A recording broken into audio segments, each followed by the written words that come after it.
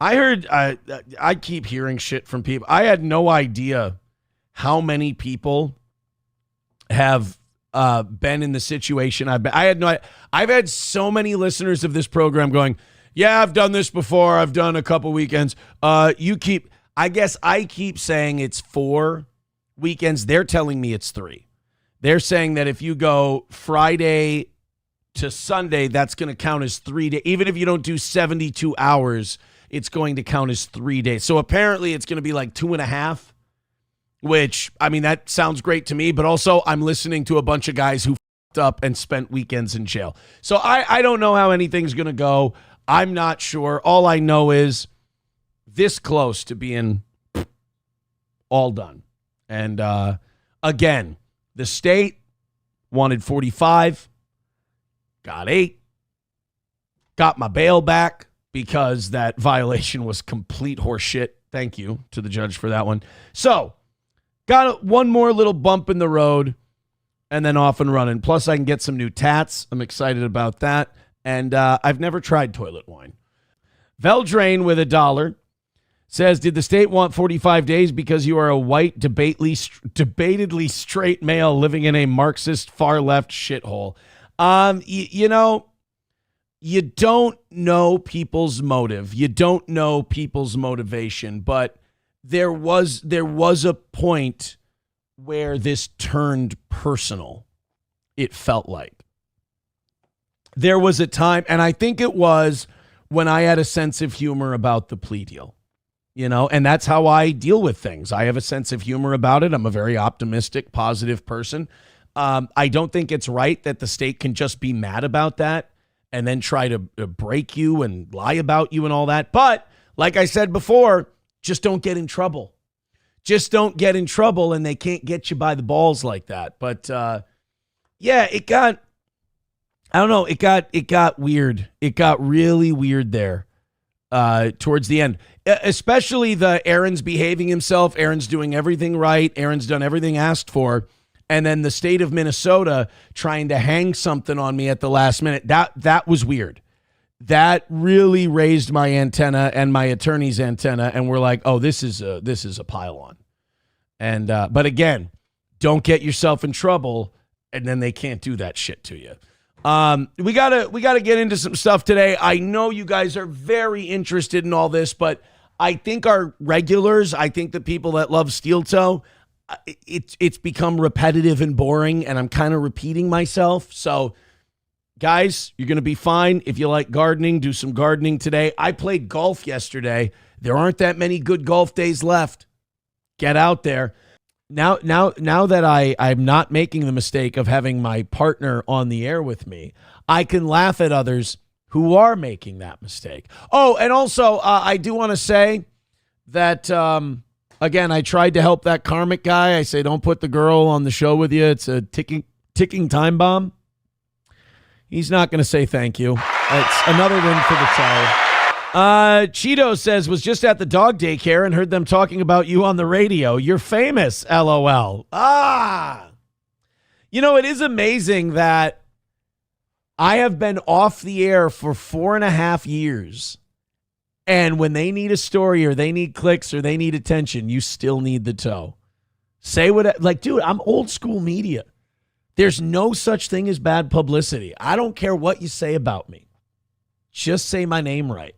These antisocial weirdos, these psychos, and these people who do these shows, they act like, oh, they're so worried about their image to a bunch of strangers online who never leave their house. They're like, no, I have to look good. I can't, like we've talked about Carl's insecurity before. They're like, oh, I have to look good. Oh, this has to be a good optic for me. Shut the up. Nobody actually gives a shit if you live or die, you weirdo loser. It's all fine. All right? All publicity is good publicity. None of this matters. None of these people matter. You're going to be fine. Relax. Stop getting mad at everything I do. You just play into my hands. But yes, of course they're talking about me today. Why?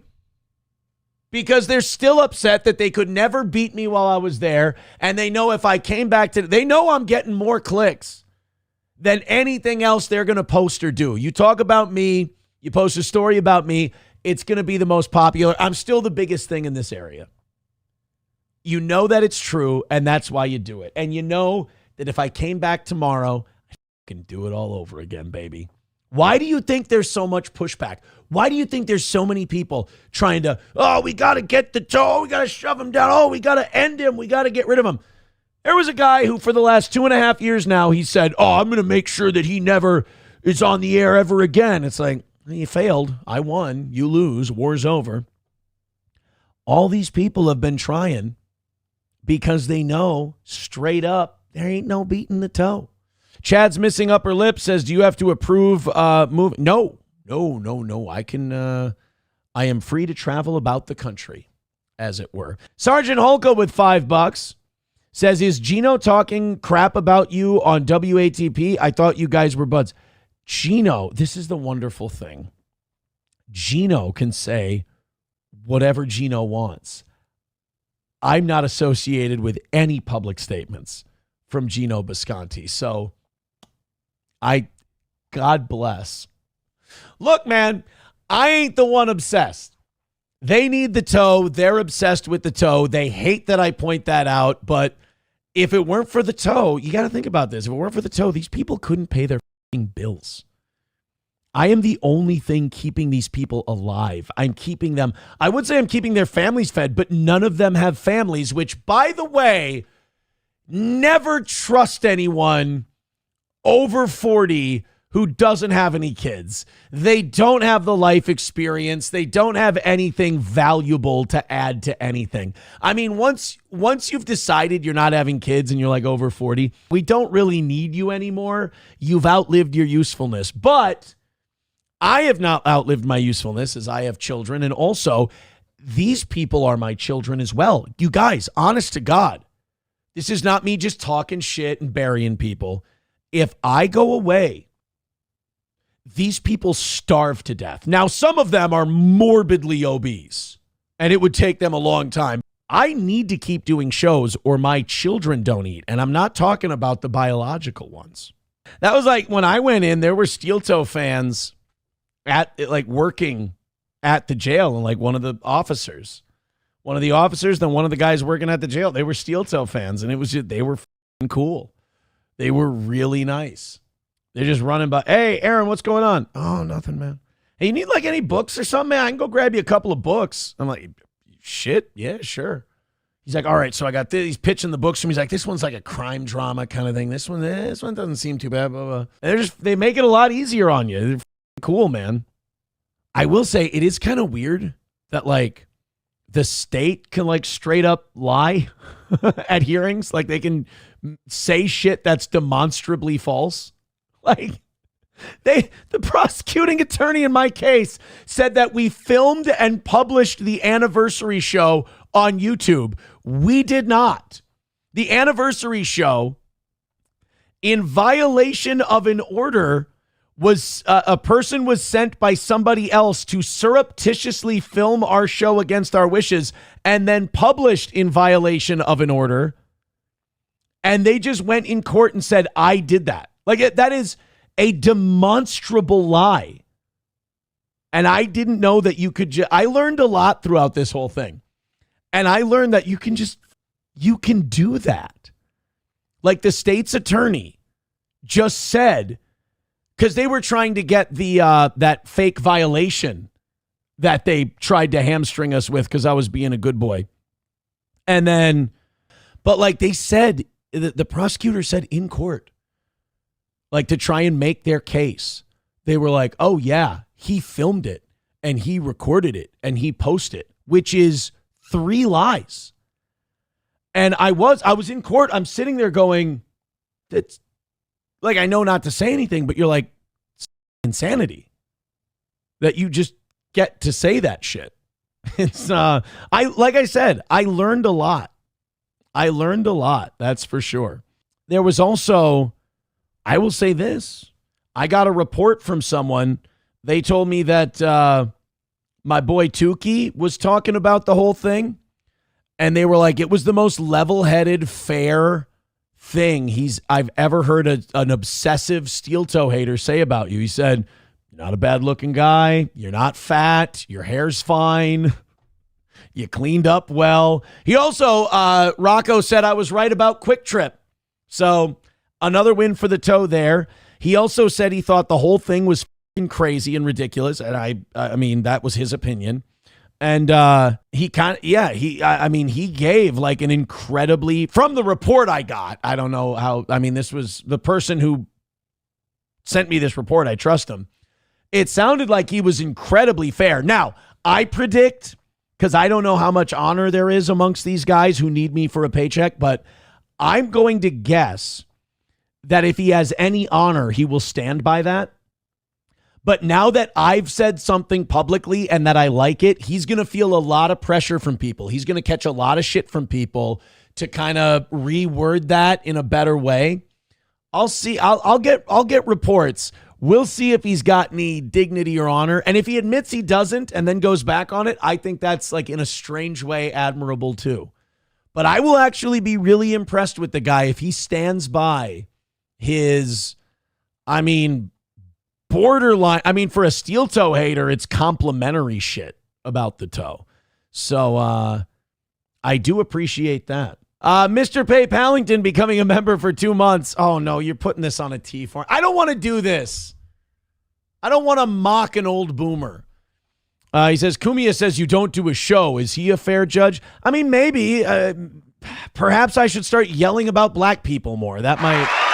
You got to win hearts and minds, I guess. See, that was just a joke. I'm only here to have fun. I'm not here to hurt feelings. But I mean, I could yell about racial crime statistics for a few hours and then coast off my previous accomplishments.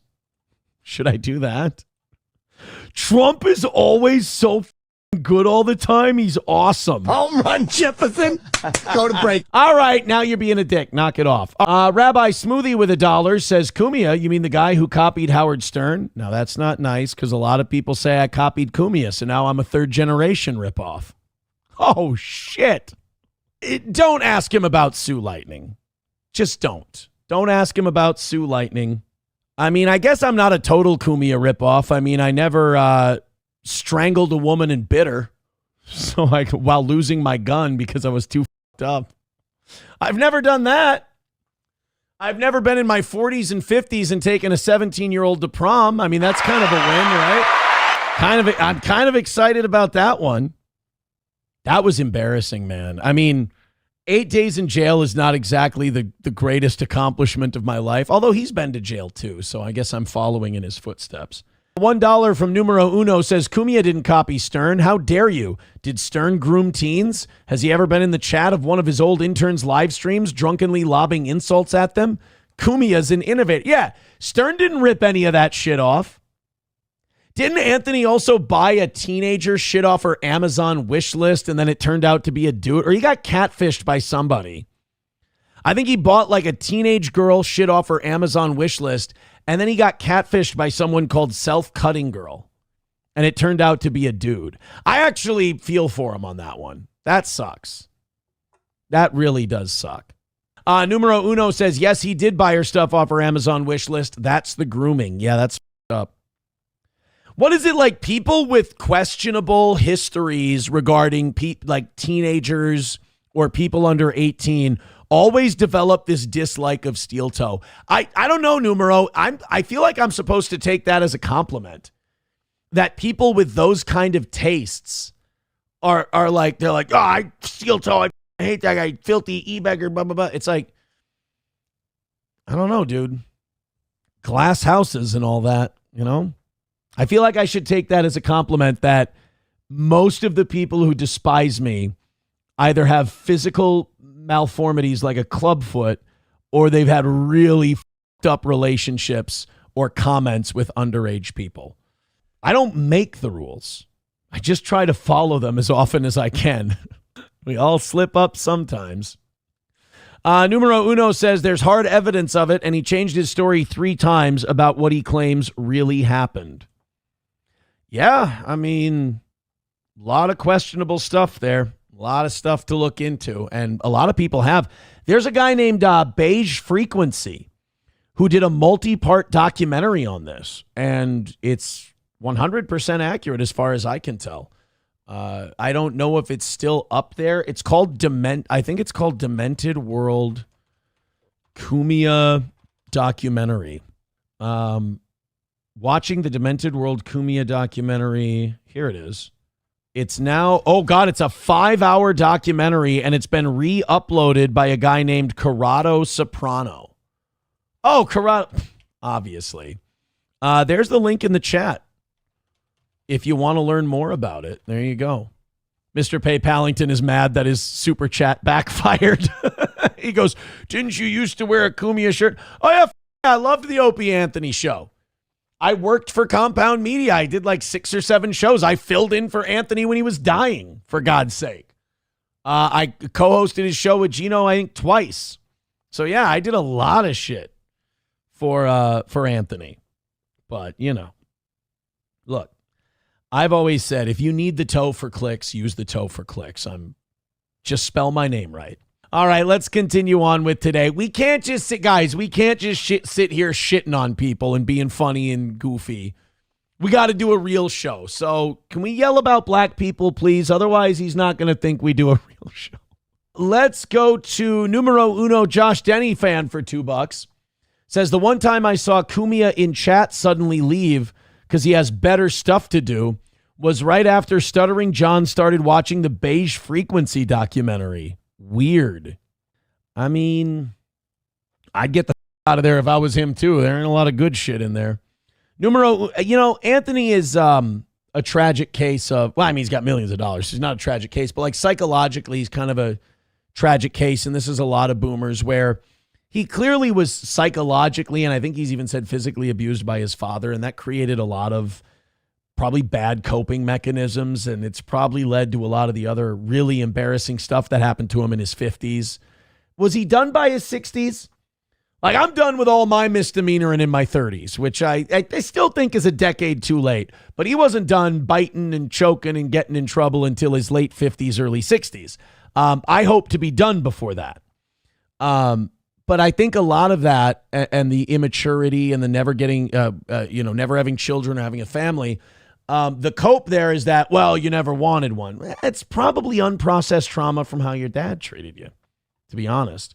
Numero uno with $2 says there's a big fat gross guy who was near tears recently after Cumia finally noticed him and said his show is funny. Same guy argued in favor of AICP a few months before this. Coincidence?